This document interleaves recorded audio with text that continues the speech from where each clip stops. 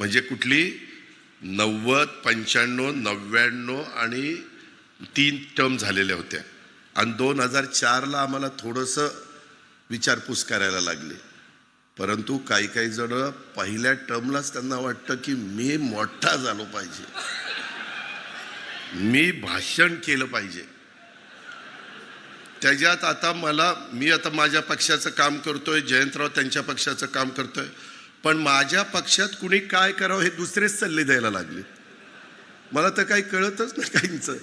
अरे तुमचं तुम्ही बघा ना, आमचं आम्ही बघू ना, काय करायचं आणि काय नाही करायचं. मगाशी बोलत असताना काहींनी सांगितलं की बाबा दादा गावकीकडे लक्ष आहे, भावकीकडे पण लक्ष द्या. भावकीकडे लक्ष दिलं म्हणूनच तू आमदार झालास. जरा जयंतराव त्याला विचारा किती मतं पडली, पोस्टल बॅलेटमध्ये आलाय आपण. त्याच्यामुळं माझ्या कुणी नादी लागू नका, तुम्ही तुमचं काम करा, मी तुम्हाला एक अक्षर बोलणार नाही.